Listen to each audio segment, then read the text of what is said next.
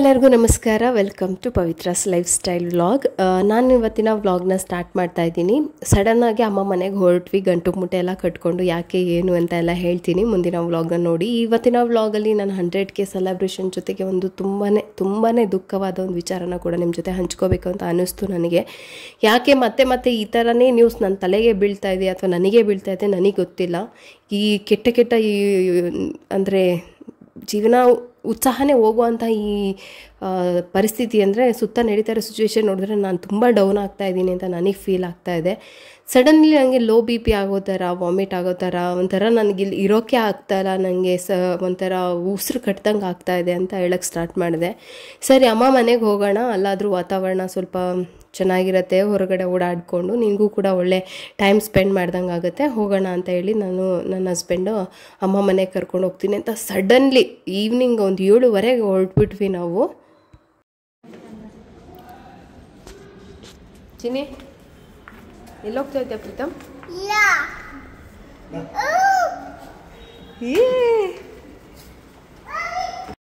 ನನಗೆ ಅಷ್ಟು ತಲೆನೋವು ಬರೋದಕ್ಕೆ ಸ್ಟಾರ್ಟ್ ಆಗಿಬಿಟ್ಟಿತ್ತು. ನೋಸ್ ಬ್ಲಾಕ್ ಆಗಿರೋದ್ರಿಂದ ನನಗೆ ಈ ಕಣ್ಣಿನ ಕೆಳಗಡೆ ಏನಿದೆ ಆ ಪಾರ್ಟ್ಸ್ ಎಲ್ಲ ಪೇಯ್ನ್ ಜಾಸ್ತಿ ಆಗ್ತಾಯಿತ್ತು. ಕಣ್ಣು ಓಪನ್ ಮಾಡೋಕ್ಕೂ ಆಗ್ತಾ ಇರಲಿಲ್ಲ. ಸರಿ ಹಾಸ್ಪಿಟಲ್ಗೆ ಹೋಗೋಣ ಅಂತಂದರೆ ಜಸ್ಟ್ ಅಡ್ಮಿಟ್ ಮಾಡ್ಕೊಳ್ತಾರೆ, ಅದು ಇದು ನಂಗೆ ಆಗ್ತಾಯಿಲ್ಲ. ನಂಗೆ ಸ್ವಲ್ಪ ಫ್ರೀಯಾಗಿರಬೇಕು ಅನಿಸ್ತಾ ಇದೆ. ನನಗೆ ಒಂಚೂರು ವಾತಾವರಣ ಚೇಂಜ್ ಆದರೆ ನಾನು ಸರಿ ಹೋಗ್ತೀನಿ. ಮನೆಯಲ್ಲೇ ಕುತ್ಕೊಂಡ್ಬಿಟ್ಟೆ ನನಗೆ ಜ್ವರ ಬಂದಾಗಿಂದ. ಸೊ ಅದಕ್ಕೋಸ್ಕರ ಹೊರಗಡೆ ಹೊರಡೋಣ ಅಂತ ಹೇಳ್ಬಿಟ್ಟು ಅಮ್ಮ ಮನೆಗೆ ಹೋಗೋಣ ಅಂತ ಡಿಸೈಡ್ ಮಾಡ್ಕೊಂಡು ಹೊರಟ್ವಿ. ಇದು ನೆಕ್ಸ್ಟ್ ಡೇ ಆ ವ್ಲಾಗನ್ನು ಹಾಗೆ ಕಂಟಿನ್ಯೂ ಮಾಡ್ತಾಯಿದ್ದೀನಿ. ಫುಲ್ ವ್ಲಾಗ್ ನೋಡಿ ಏನು ವಿಚಾರ ಅಂತ ನಾನು ನಿಮಗೆ ಹೇಳ್ತೀನಿ. ಪ್ರೀತಮ್, ಎಲ್ಲಿಗೆ ಬಂದಿದ್ಯಾ? ಹಾಂ, ಮೊಮ್ಮಗ ಸಣ್ಣ ಆಗ್ಬಿಟ್ಟು ಅವನಂತೆ ನಮ್ಮಮ್ಮ ಹೇಳ್ತಾ ಇರೋದು. ಜ್ವರ ಬಂತು, ಅಷ್ಟು ಜ್ವರ ಬಂತ ಸಣ್ಣ. ನಾನು ನೋಡಿ ಹೆಂಗಾಗಿದೆ. ಏನು ಮಗನೇ ಅದು ಹೆಂಗೆ ಸೌಂಡ್ ಮಾಡ್ತದು? ಕಾ ಕಾ ಕಾ ಕಾ ಅಂತಾನಾ? ಸೊ ಅಲ್ಲಿ ಮನೆ ಹತ್ರ ಇದ್ದರೆ ಒಳಗಡೆನೇ ಇರಬೇಕಾಗತ್ತೆ, ಫ್ರೆಶ್ ಫೀಲ್ ಆಗಲ್ಲ ಅಂತ ಹೇಳ್ಬಿಟ್ಟು ಇಲ್ಲಿ ಬಂದ್ವಿ. ಕಾ ಕಾ ಕಾ ಬೈರ ಹೆಂಗಂತಾನೆ? ಬೌ ಬೌ ಬೌ.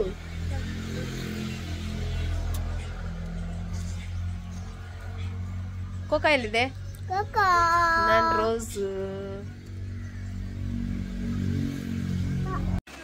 ಹೇ ಹೀರೋ ಹೀರೋ ಹೀರೋ, ನೀನು ಹೀರೋ? ನೋನಾ, ನೀನು ಹೀರೋ ಅಲ್ವಾ? ಬೈರ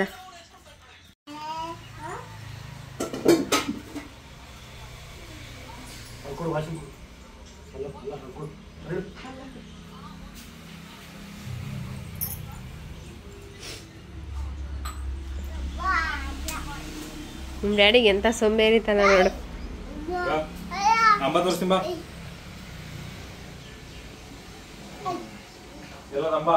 ಹಾಗೆ ಹೇಳ್ಬೇಕು ಅಂತಂದರೆ ಸುಮಾರು ವಾರ 10 ದಿನ ಆಯಿತು. ನನ್ನ ಹಸ್ಬೆಂಡು ಪಾಪ ಕೆಲ್ಸಕ್ಕೆ ಹೋದ ತಕ್ಷಣ ನಂಗೆ ವಾಮಿಟು, ಮತ್ತು ಅದು ನಾನು ಇರೋದೇ ಇಲ್ಲ, ನನ್ನ ಕೈಲಿ ಆಗಲ್ಲ, ನಾನು ಹೋಗ್ಬಿಡ್ತೀನಿ, ಬೇಗ ಬಾ ಅಂತ ಫೋನ್ ಮಾಡಿಬಿಟ್ಟೆ. ಟಕ್ಕ ಅಂತ ಪಾಪ ಕೆಲಸ ಎಲ್ಲನೂ ಬಿಟ್ಟು ಅಲ್ಲಿ ಯಾರಿಗೇರ್ಗೆ ಒಪ್ಪಿಸಿ ಅವ್ರು ಓಡಿ ಬಂದರು. ಅದಾದಮೇಲಿಂದನೂ ನನ್ನೇ ನೋಡಿಕೊಂಡು ಮನೆಯಲ್ಲೇ ಕಾಲ ಕಳೆದ್ಬಿಟ್ರು. ಅಮ್ಮ ಏನು ಮಾಡ್ತೆ ಅಡುಗೆ?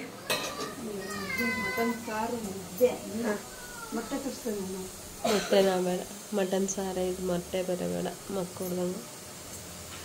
ನಮ್ಮಮ್ಮ ನಂಗೆ ಜ್ವರ ಬಂದೈತೆ ಅಂತ ಮಟನ್ ಸಾಂಬಾರು ಮಾಡಿ ಮುದ್ದೆ ಮಾಡವ್ರೆ. ಇವಾಗ ಊಟ ಮಾಡೋದಷ್ಟೇ ಇರೋದು. ಪ್ರಗತಿಗೆ ಎಕ್ಸಾಮ್ ಅಲ್ವಾ, ಅದಕ್ಕೆ ಬುಕ್ಸ್ ಎಲ್ಲ ಇಲ್ಲೇ ತಗೊಂಡು ಬಂದು ಓದ್ಕೊಂತವ್ರೆ.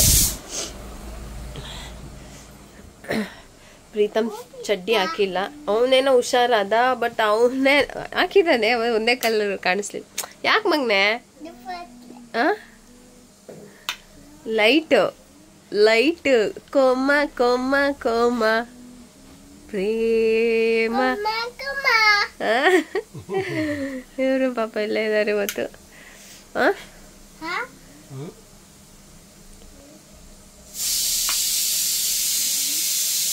ಸೊ ಇವತ್ತು ಮನೆಯಲ್ಲಿ ಅಂಡೆ ಒಲೆ ಬಿದ್ದೋಗೈತೆ ಅಂತ ನಮ್ಮಮ್ಮ ಇಲ್ಲಿ ಒಲೆ ಮಾಡಿ ನೀರು ಕಾಯಕ್ಕಿಟ್ಟವ್ರೆ.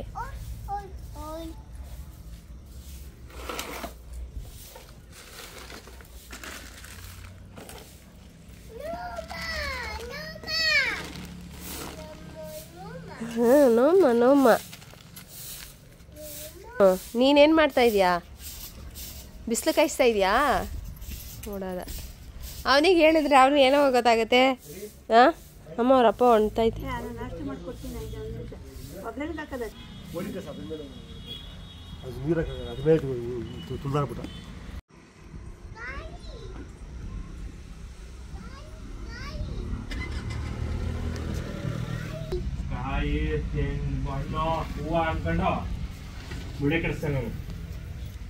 ಏನಂತಪ್ಪ ಮಾಮ ಮಾಮ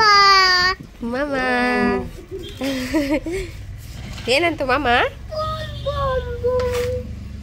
ಹಂಗಂತ ಇಲ್ಲಿ ನೋಡಿಲಿ ಪ್ರೀತು. ಅಲ್ಲಿಂದ ನನ್ನ ಹಸ್ಬೆಂಡ್ ಊರಲ್ಲಿ ಸ್ವಲ್ಪ ರಿಲೇಷನ್ಶಿಪ್ಪಲ್ಲೇ ಒಂದಿಷ್ಟು ಗಲಾಟೆ ಅದು ಇದು ಅಂತ ಹೇಳಿ ವಿಚಾರ ಎಲ್ಲ ತಲೆಗೆ ಬಂತು. ಸೊ ಅದು ನಮಗೆ ತುಂಬ ಅಪ್ಸೆಟ್ ಮಾಡ್ತು. ಬರೀ ಅದ್ರ ಬಗ್ಗೆನೇ ಮಾತಾಡ್ಕೊಂಡು ನಾನು ವ್ಲಾಗ್ನ ಕಂಟಿನ್ಯೂ ಆಗಿ ಮಾಡೋಕ್ಕಾಗಲಿಲ್ಲ.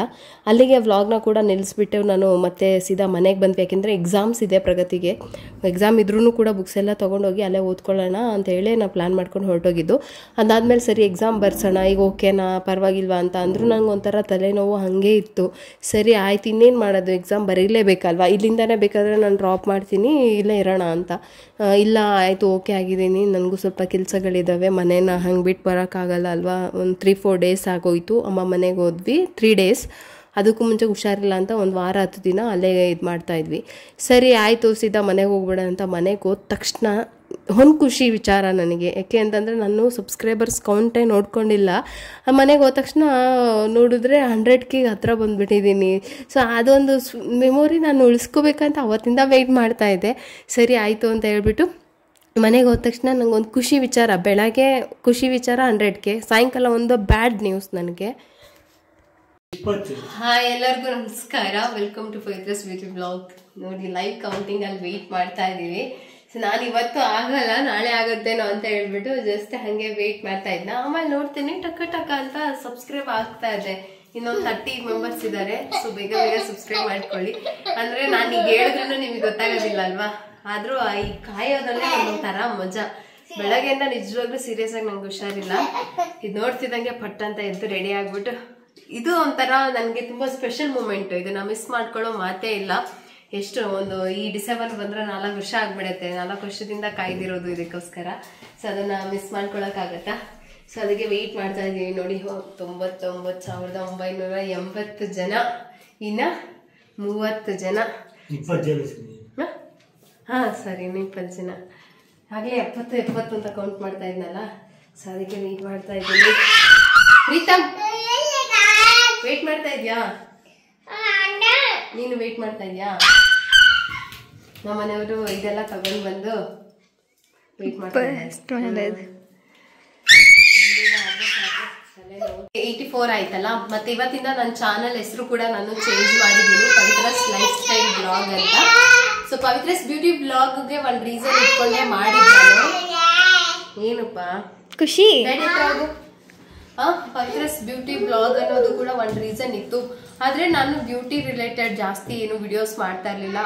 ಕೆಲವು ಜನ ಬ್ಯೂಟಿ ಅಂದ ತಕ್ಷಣನೇ ಇಲ್ಲಿ ಒಂದಿಷ್ಟು ಮೇಕಪ್ ಬ್ಯೂಟಿನೋ ಆ ರೀತಿ ಯೋಚನೆ ಮಾಡ್ತಾ ಇದ್ರು. ನಿಮ್ ಚಾನಲ್ಗೂ ನಿಮಗೆ ಇದಕ್ಕೂ ಒಂದಿಷ್ಟು ಮ್ಯಾಚೇ ಆಗ್ತಾ ಇಲ್ಲ ಅಂತ. ಸೊ ಸ್ಟಾರ್ಟಿಂಗ್ಗೆ ಹೇಳಿದ್ದೆ ನಾನು ಬ್ಯೂಟಿ ಅನ್ನೋ ವರ್ಡ್ ಇಂತಕ್ಕೆ ಇಟ್ಟೆ ಅಂತ ಹೇಳ್ಬಿಟ್ಟು. ಆಮೇಲೆ ನನ್ನ ಹಸ್ಬೆಂಡು ಹೇಳ್ತಾ ಇದ್ರು ಇಲ್ವೇನೋ ಸೂಟಬಲ್ ಆಗಲ್ಲ ಅಂತ ಅವ್ರು ಸಜೆಷನ್ ಕೊಡ್ತಾ ಇದ್ರೆ ಟ್ರೈ ಮಾಡಿ ನೋಡು ಚೇಂಜ್ ಮಾಡ್ತೀಯಾ ಅಂತ. 1 ಲಕ್ಷ ಆಗೋಕ್ಕೂ ಮೊದಲೇ ಚೇಂಜ್ ಮಾಡಬೇಕು ಅಂತ ಅನ್ಕೊಂಡಿದ್ದೆ. ಸೊ ಇನ್ನು 1 ಲ್ಯಾಕ್ ಆದ್ಮೇಲೆ ನಾನು ಚೇಂಜ್ ಮಾಡೋಕ್ಕಾಗಲ್ಲ. ಸೊ ಅದಕ್ಕೋಸ್ಕರ ಪವಿತ್ರಸ್ ಲೈಫ್ ಸ್ಟೈಲ್ ಬ್ಲಾಗ್ ಅಂತ ಇಟ್ಟಿದ್ದೀನಿ. ಸೊ ಇದು ನಿಮಗೆ ಕೂಡ ಇಷ್ಟ ಆಗಿದೆ ಅಂತ ಅನ್ಕೊಳ್ತೀನಿ. ಇದ್ರ ಬಗ್ಗೆ ಆಲ್ರೆಡಿ ನಾನು ಒಂದ್ಸರಿ ಕೇಳಿದಾಗ ಸುಮಾರು ಜನ ಇದನ್ನ ಸಜೆಸ್ಟ್ ಮಾಡಿದ್ರಿ. ಬ್ಯೂಟಿ ಅನ್ನೋ ವರ್ಡ್ಗಿಂತ ಲೈಫ್ ಸ್ಟೈಲ್ ತುಂಬಾ ಚೆನ್ನಾಗಿ ಸೂಟ್ ಆಗುತ್ತೆ ನಿಮ್ಮ ಚಾನಲ್ಗೆ ಅಂತ ಹೇಳಿ. ಸೊ ಹಾಗಾಗಿ ನಾನು ಇವತ್ತು 1 ಲ್ಯಾಕ್ ಖುಷಿ ಜೊತೆಗೆ ಮತ್ತೆ 84 ಆಯ್ತಾ ಮೇಲ್ ಹೋಗ್ತಾ ಇದೆ ಕೆಳಗೆ ಬಿಡ್ತಾ ಇದೆ, ಮೇಲ್ ಹೋಗ್ತಾ ಇದೆ ಕೆಳಗೆ ಬಿಡ್ತಾ ಇದೆ. ಸೊ ಅದಕ್ಕೆ ಚಾನಲ್ ಹೆಸರು ಕೂಡ ಚೇಂಜ್ ಮಾಡಿದ್ದೀನಿ. ನಿಮ್ಗೆ ಏನು ಅನಿಸ್ತು ಇದ್ರ ಬಗ್ಗೆ ನಿಮ್ಮ ಅಭಿಪ್ರಾಯನ ದಯವಿಟ್ಟು ಕಮೆಂಟ್ ತಿಳಿಸಿ ನನಗೆ. ಸೊ ನಂಗೆ ತುಂಬಾ ಇಂಪಾರ್ಟೆಂಟ್ ಆಗಿದೆ. ಏನು ಮಗನೆ ಏನು ಮಗನೆ ಖುಷಿ ಖುಷಿ ಆಗ್ತಾ ಇದೆಯಾ? ಅಮ್ಮ ಹ್ಯಾಪಿ ಆಗ್ತಾ ಇದೆಯಾ? 84 84 wow wow wow wow wow wow. Krishna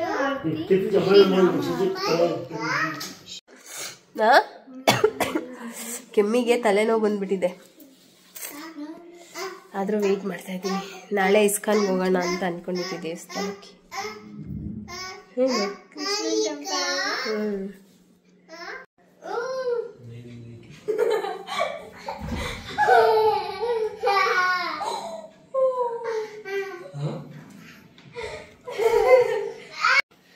ಏನು ಮಾಡಿದೀಗ?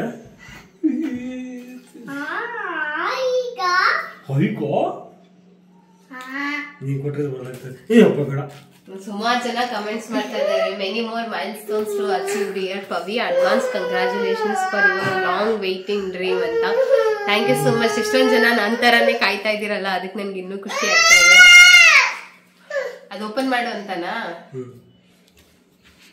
ಏನ್ ಮಾಡ್ದೆ? ಏನ್ ಮಾಡ್ದೆ? ಹಾಗೆ ಮಾಡ್ತಾರ.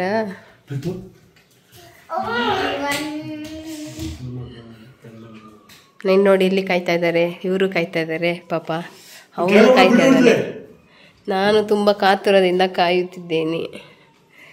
ಬೇಗ ಬೇಗ ಬೇಗ ಬೇಗ ಪ್ಲೀಸ್. ಇನ್ನ 9 ಮೆಂಬರ್ಸ್. ಯಾರು? ಏನ್ ಅನ್ಸ್ತಾ ಇದೆ ಚಿನ್ನಿ? ತುಂಬಾ ಖುಷಿ ಆಗ್ತದೆ. ಯಾಕೆ? ನೆಕ್ಸ್ಟ್ 10 ಲ್ಯಾಕ್ ಆದ್ಮೇಲೆ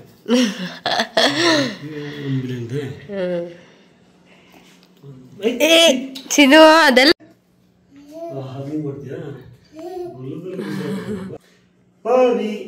ಆಯ್ತು. 92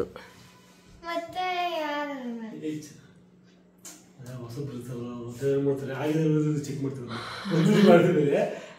ಇನ್ನೂ ಸರಿ ಮಾಡಿದ್ರೆ ಅನ್ಸಿದ್ರೆ ಆಗುತ್ತದೆ. ಗೊತ್ತಿರೋದು ನಾನು ಎಷ್ಟು ಸರಿ ಮಾಡಿದ್ದೀನಿ. 95,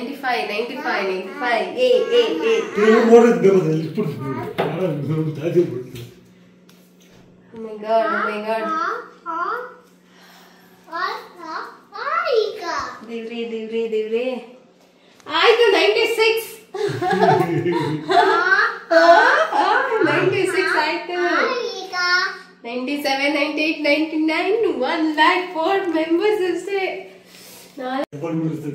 97 ಆಯ್ತು, ಮತ್ತೆ 96 ಆಯ್ತು, ಮತ್ತೆ 97 ಆಯ್ತು.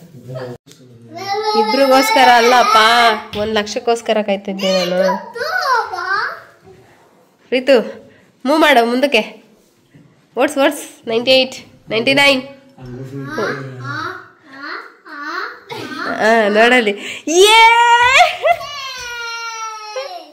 Tension tension tension tension tension in 1 ನಂಬರ್ಗೋಸ್ಕರ.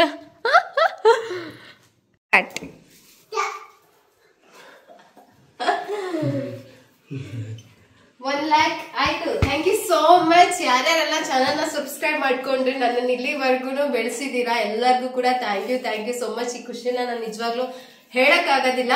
ನನಗೆ ಇಷ್ಟೊಂದು ಖುಷಿ ಕೊಟ್ಟಿದೆ, ನಿಮ್ಗೆಲ್ಲರಿಗೂ ಕೂಡ ಥ್ಯಾಂಕ್ಸ್. ನಿಮ್ಗೂ ಕೂಡ ದೇವ್ರು ಒಳ್ಳೇದು ಮಾಡ್ಲಿ ಅಂತ ಹೇಳ್ತೀನಿ. ಸೊ ನನ್ನ ಖುಷಿ ನೀವು ಕೂಡ ಭಾಗಿಯಾಗಿದ್ದೀರಾ. ಯಾವಾಗ್ಲೂ ಪ್ರತಿ ಕ್ಷಣನೂ ನನ್ ಬೇಜಾರಾದಾಗ, ನನಗೆ ಖುಷಿ ಆದಾಗ, ನಮ್ಮ ಮನೇಲಿ ಏನೋ ಒಂದು ಫಂಕ್ಷನ್ ಇದ್ದಾಗ ಎಲ್ಲದರಲ್ಲೂ ನನಗೆ ನೀವು ನನ್ನ ಫ್ಯಾಮಿಲಿ ಅಷ್ಟೇ ಸಪೋರ್ಟ್ ಮಾಡಿದ್ದೀರಾ, ನನಗೆ ಅಷ್ಟು ಮೋಟಿವೇಟ್ ಮಾಡಿದ್ದೀರಾ. Thank you so much. ಈ ವಿಡಿಯೋ ನಿಮಗೋಸ್ಕರ. ನನಗಿಂತ ಒಂದು 2-3 ಮಂತ್ಸ್ ಇಂದ ನನ್ನ ವ್ಯೂವರ್ಸ್ ಎಷ್ಟು ಜನ ವೇಟ್ ಮಾಡ್ತಾ ಇದ್ರಿ, ಅಕ್ಕ ಎಷ್ಟು ಯಾವಾಗ 100K ಅಂತ ಹೇಳ್ಬಿಟ್ಟು. ನಂಗೆ ತುಂಬಾ ಬೇಜಾರಾಗ್ತಾ ಇತ್ತು. 4 ವರ್ಷ ಆಯ್ತು ಈ ಡಿಸೆಂಬರ್ ಬಂದ್ರೆ. ತುಂಬಾನೇ ಲೇಟ್ ಆದ್ರೂ ಪರವಾಗಿಲ್ಲ, ಖುಷಿ ಇದೆ. Thank you so much. I love you all.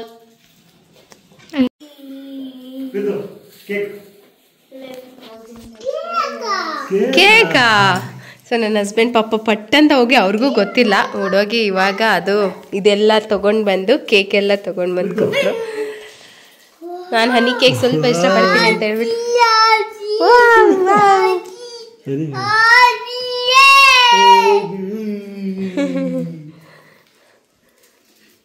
ನೋಡಿ ಇವ್ರನ್ನ. ಸೊ ಚಾನಲ್ ಹೆಸರು ಕೂಡ ಅಪ್ಡೇಟ್ ಆಯಿತು. ಇನ್ಮೇಲೆ ಲೈಫ್ ಸ್ಟೈಲ್ ವ್ಲಾಗ್ ಅಂತ ಹೇಳಿ ಸರ್ಚ್ ಮಾಡಿ. Thank you. Thank you.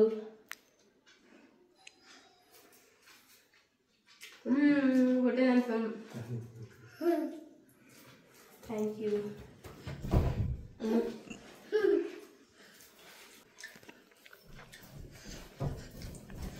ನಮ್ಮ ಅಮ್ಮಂಗೆ ಹೇಳ್ಬೇಕು ಫೋನ್ ಮಾಡಿ. ಪಾಪ ನಮ್ಮಮ್ಮ ಯಾವಾಗ್ಲೂ ಕೇಳ್ತಾ ಇದ್ರು, ಎಲ್ಲಾರ್ಗು ಬಂತು, ನಿನಗೆ ಯಾವಾಗ ಬರುತ್ತೆ, ನಿನಗೆ ಯಾವಾಗ ಬರುತ್ತೆ, ಎಲ್ಲಾರ್ಗು ಬಂತು. ಏಟಾಯ್ತಾ, ಹಬ್ಬು ಆಯ್ತಾ? ಇಲ್ಲ ಬಿಡು,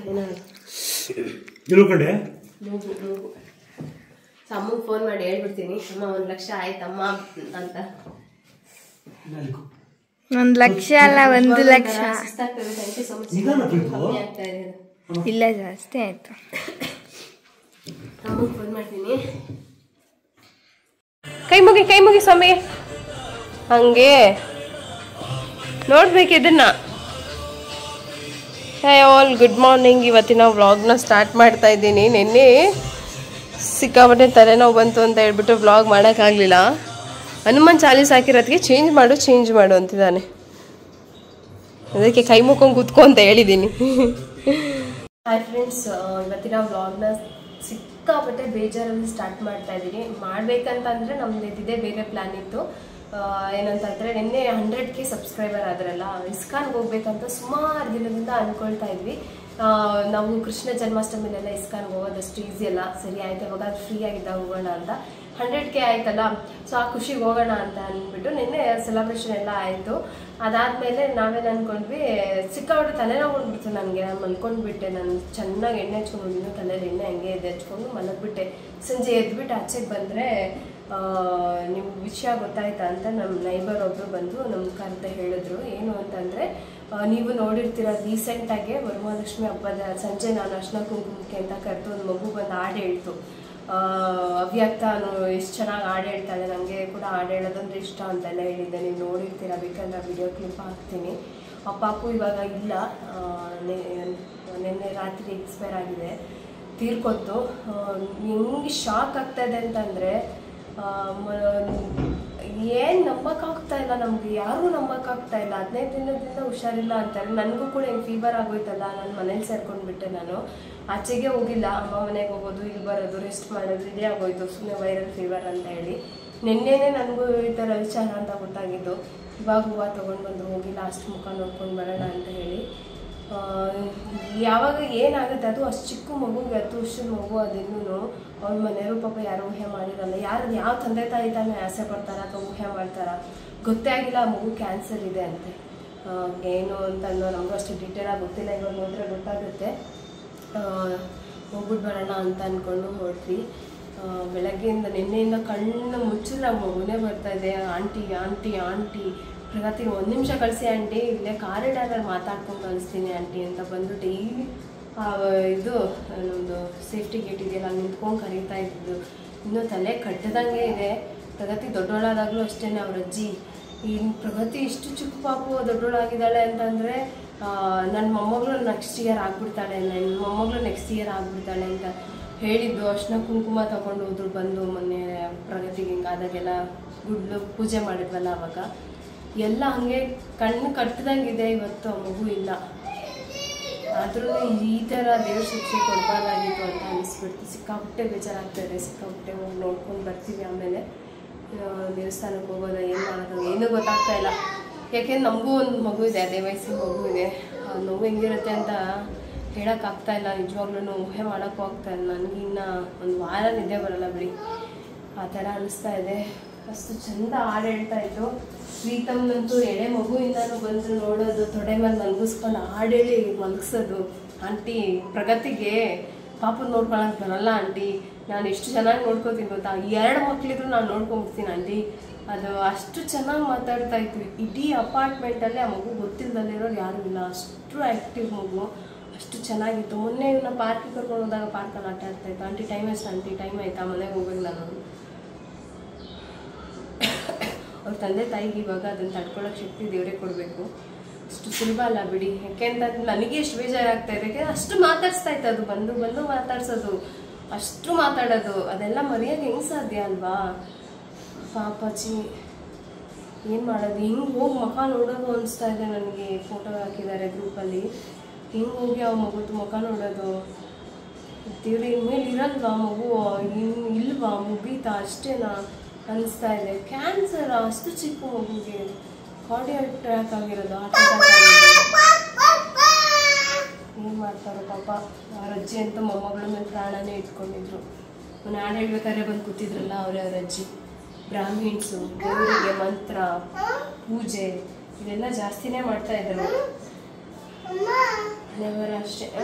ಏನಪ್ಪ ಹಾಲು ಕುಡಿದ್ಯಾ? ಹಾಲು ಕುಟ್ಲಾ? ಇವಾಗ ಇವ್ರನ್ನೆಲ್ಲ ಇಲ್ಲೇ ಬಿಟ್ಬಿಟ್ಟು ನಾನು ನಮ್ಮ ಮನೆಯವ್ರು ಮಾತ್ರ ಹೋಗಿ ಇವಾಗ ಹೂವಿನ ಹಾರ ತೊಗೊಂಡು ಬಂದರು. ಹೋಗಿ ಲಾಸ್ಟ್ ಒಂದ್ಸರಿ ಮುಖ ನೋಡ್ಕೊಂಡು ಬಂದ್ಬಿಡ್ಬೇಕು.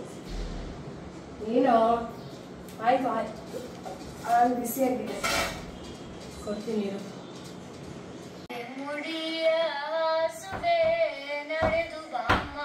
ಲಕ್ಷ್ಮೀ ದೇವಿ ನಡೆ ಮುಡಿಯ ಹಾಸುವೆ ಮರುಗ ಮಲ್ಲಿಗೆ ದವನ ಸಂಧಿ ಹೂಗಳಿಂದ ಪೂಜಿಸಿ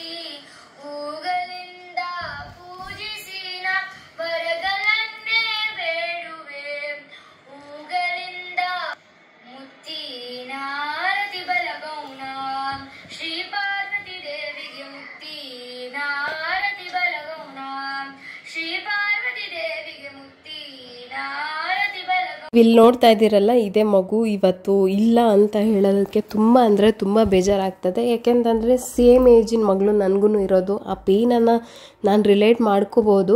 ಆಮೇಲೆ ಹಾಗೆ ಮತ್ತು ಇನ್ನೊಂದು ಏನಂತಂದರೆ ಆ ಮಗು ನಮ್ಮ ಜೊತೆ ಅಷ್ಟು ಚೆನ್ನಾಗಿ ಕನೆಕ್ಟ್ ನಮ್ಮ ಜೊತೆ ಅಂತ ಹೇಳಿದ್ರೆ ತಪ್ಪಾಗುತ್ತೆ. ನಮ್ಮ ಅಪಾರ್ಟ್ಮೆಂಟಲ್ಲಿ ಎಷ್ಟು ಮನೆ ಇದೆಯೋ ಅಷ್ಟು ಮನೆಯವ್ರಿಗೂ ಕೂಡ ಆ ಮಗು ಗೊತ್ತು ಅಂತ ಹೇಳ್ಬೋದು. ಅಷ್ಟು ಆ್ಯಕ್ಟಿವು, ಅಷ್ಟು ಖುಷಿ, ಅಷ್ಟು ಇದು. ನಿಜವಾಗ್ಲೂ ನೆನೆಸ್ಕೊಂಡ್ರೆ ಇವಾಗ ಎಷ್ಟು ಬೇಜಾರಾಗ್ತಾ ಇದೆ ಗೊತ್ತಾ ಆ ಮಗುದು ಆ್ಯಕ್ಟಿವ್ನೆಸ್ನೆಲ್ಲ.